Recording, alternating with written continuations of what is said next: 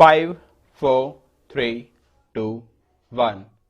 Mr. Vice Chairman, I was speaking about the need for developing a strong UN delegation. I wish that the Honorable Prime Minister would give his attention to this aspect of the matter, particularly in view of the fact that in the next decade or two, politics all over the world would take on a complex character, and it is necessary that men are trained from now on for taking part in international affairs. In the UK and the United States, such delegations are built with men who have wide knowledge of international affairs, and there should be other qualifications for a man to be included in such a delegation.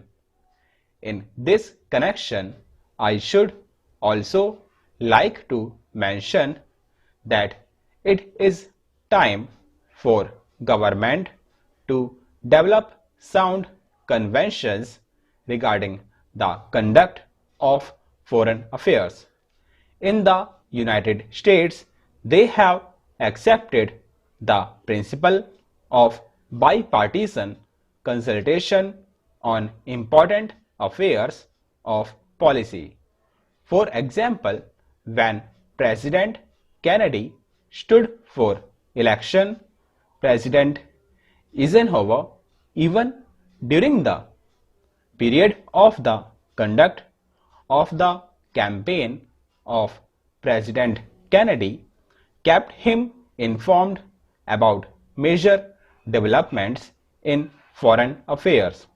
We have seen our government sending troops out of this country to the Congo, and at that time I had raised the point that before troops left our country for any assignments of an unusual character like the Congo assignment, members of the opposition should be informally consulted. There will be no question of any leakage of information whatever if leaders in the opposition are consulted on important aspects of foreign policy. The consultative committee of the External Affairs Ministry does go some way to meet the needs of exchanging information about foreign affairs, but the informal consultation of the kind that I mentioned, where the leader of opposition and leaders of other parties are called and told by the Prime Minister about unusual developments, would strengthen the conviction that the foreign policy of the country has the support not only of the Congress Party but also of the entire country. I was speaking about our external publicity, and it is subject on which I think I can speak with some confidence, as I have been an old-time newspaper man in this country. The material which is sent out to foreign countries is extremely scrappy and useless.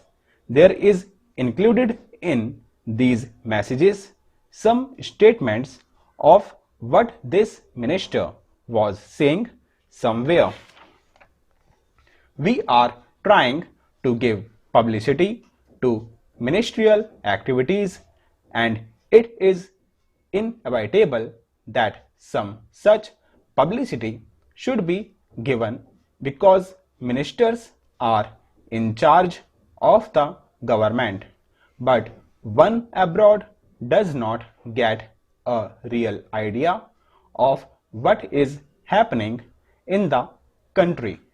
I would like to suggest for the consideration of the External Affairs Ministry that they should send a fortnightly assessment of what is happening in India, written dispassionately, not to please a minister or to highlight something that he has done, but to give an objective assessment of what is going on in the country in the old days when the British government was in existence.